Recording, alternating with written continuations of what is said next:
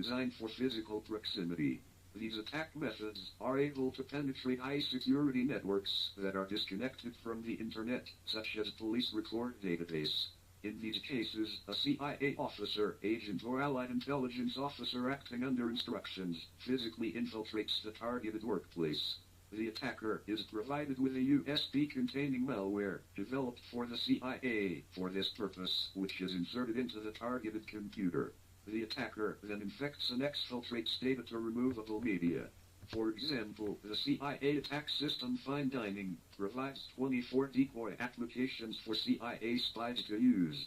To witnesses, the spy appears to be running a program showing videos, for example, VLC, presenting slides, Crazy, playing a computer game, Breakout 2, 2048, or even running a fake virus scanner, Kaspersky, McAfee, Sophos.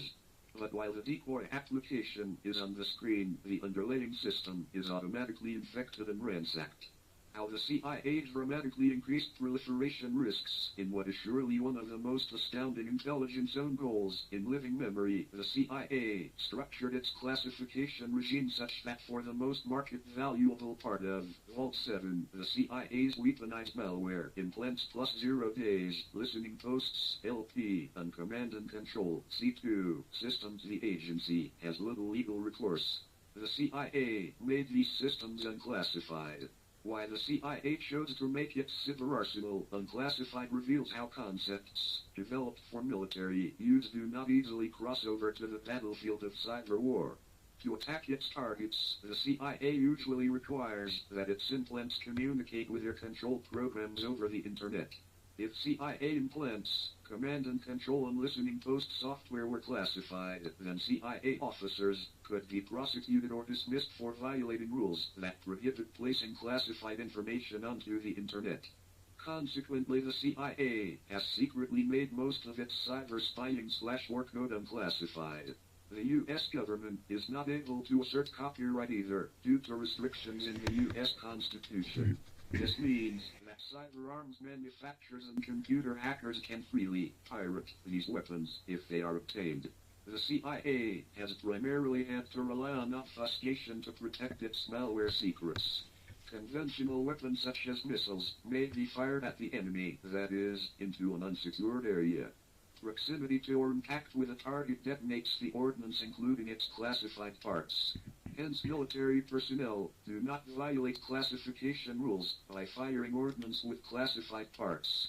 Ordnance will likely explode. If it does not, that is not the operator's intent. Over the last decade, U.S. hacking operations have been increasingly dressed up in military jargon to tap into Department of Defense funding streams. For instance, attempted malware injections, commercial jargon, or implant drops, NSA jargon, are being called fires as if a weapon was being fired. However, the analogy is questionable. Unlike bullets, bombs, or missiles, most CIA malware is designed to live for days or even years after it has reached its target. CIA malware does not explode on impact, but rather permanently infests its target. In order to infect target's device, copies of the malware must be placed on the target's devices, giving physical possession of the malware to the target. To exfiltrate data back to the CIA or to await further instructions, the malware must communicate with CIA command and control, C2, systems placed on Internet-connected servers. But such servers are typically not approved to hold classified information, so CIA command and control systems are also made unclassified. A successful attack on a target's computer system is more like a series of complex stock maneuvers in a hostile takeover bid or the careful planting of rumors in order to gain control over an organization's leadership rather than the firing of a weapons system. If there is a military analogy to be made, the infestation of a target is perhaps akin to the execution of a whole series of military maneuvers against the target's territory, including observation, infiltration, occupation, and exploitation. Evading forensics and antivirus. A series of standards lay out CIA malware infestation patterns, which are likely to assist forensic crime scene investigators as well as Apple, Microsoft, Google, Samsung, Nokia, BlackBerry, Siemens and antivirus companies attribute and defend against attacks. Tradecraft Do's and Don'ts contains CIA rules on how its malware should be written to avoid fingerprints implicating the CIA, U.S. government, or its witting partner companies in forensic review. Similar secret standards cover the use of encryption to hide CIA hacker and malware communication, PDF, describing targets and exfiltrated data, PDF, as well as executing payloads, PDF, and persisting, PDF, in the target's machines over time. CIA hackers developed successful attacks against most well-known antivirus programs. These are documented in AV Defeat's Personal Security Products, Detecting and Defeating PSPS and PSP/debugger/RE Avoidance. For example, Komodo was defeated by CIA malware placing itself in the Windows recycle bin, while Komodo 6X has a gaping hole of DOOM. CIA hackers discussed what the NSA's Equation Group hackers did wrong and how the CIA's malware makers could avoid similar exposure.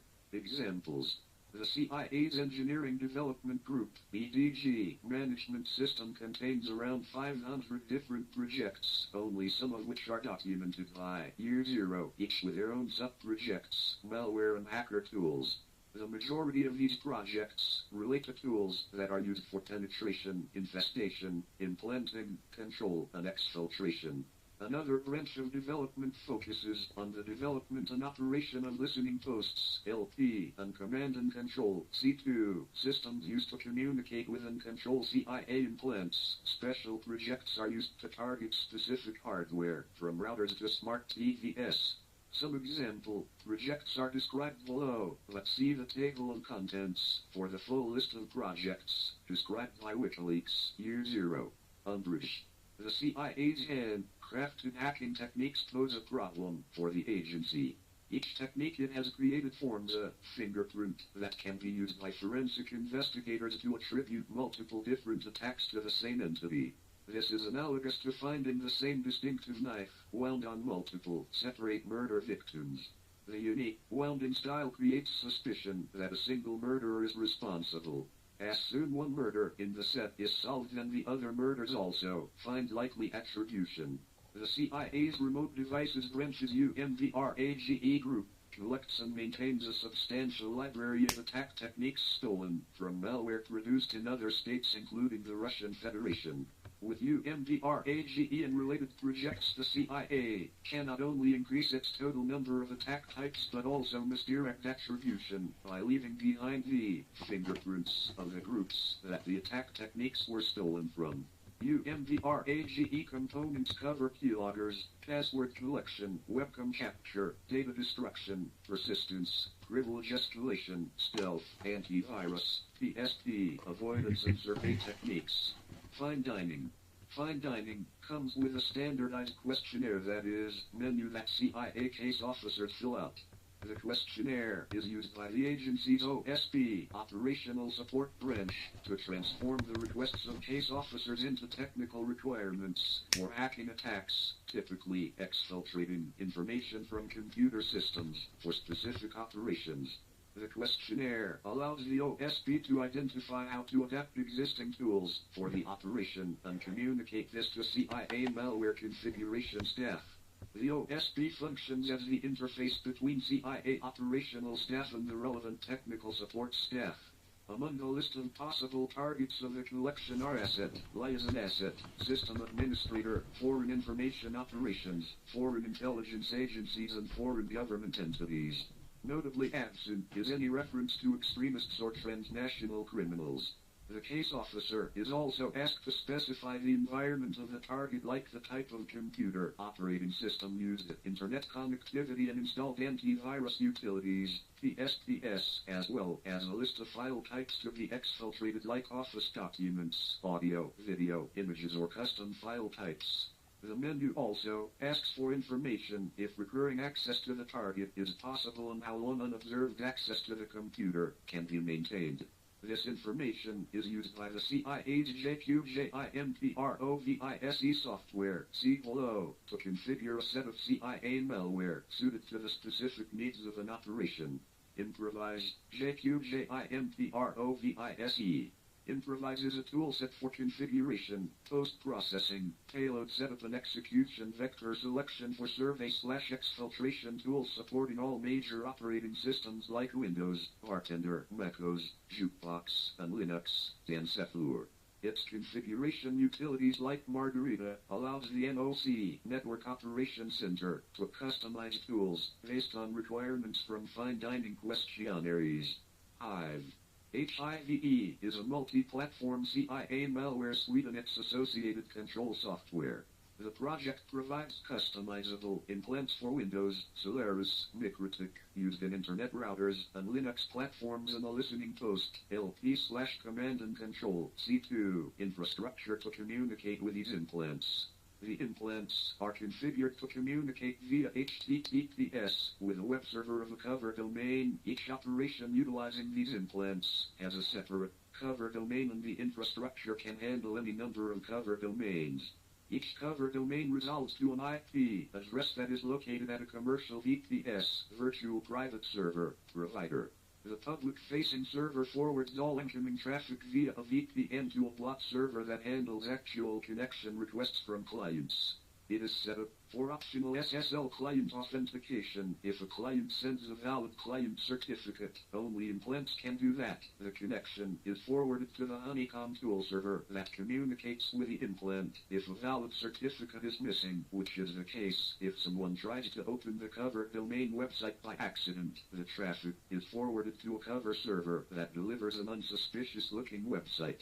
The Honeycomb tool server receives exfiltrated information from the implant. An operator can also task the implant to execute jobs on the target computer, so the tool server acts as a C2, command and control, server for the implant.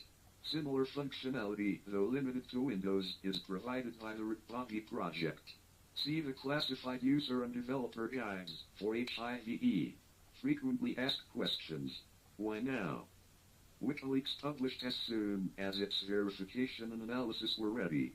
In February, the Trump administration has issued an executive order calling for a cyberwar review to be prepared within 30 days. While the review increases the timeliness and relevance of the publication, it did not play a role in setting the publication date. Redactions. Names, email addresses, and external IP addresses have been redacted in the released pages, 70,875 redactions in total, until further analysis is complete. Over-redaction, some items may have been redacted that are not employees, contractors, targets, or otherwise related to the agency, but are, for example, authors of documentation, for otherwise public projects that are used by the agency. Identity versus person. The redacted names are replaced by user is numbers to allow readers to assign multiple pages to a single author. Given the redaction process used, a single person may be represented by more than one assigned identifier, but no identifier refers to more than one real person. Archive attachments, zip, tar.gz, are replaced with a PDF listing all the file names in the archive. As the archive content is assessed, it may be made available. Until then, the archive is redacted. Attachments with other binary content are replaced by a hex dump of the content to prevent accidental invocation of binaries that may have been infected with weaponized CIA malware. As the content is assessed, it may be made available. Until then, the content is redacted. The tens of thousands of routable IP addresses references, including more than 22,000 within the United States, that correspond to possible targets, CIA-covered listening post servers, intermediary and test systems, are redacted for further exclusive investigation.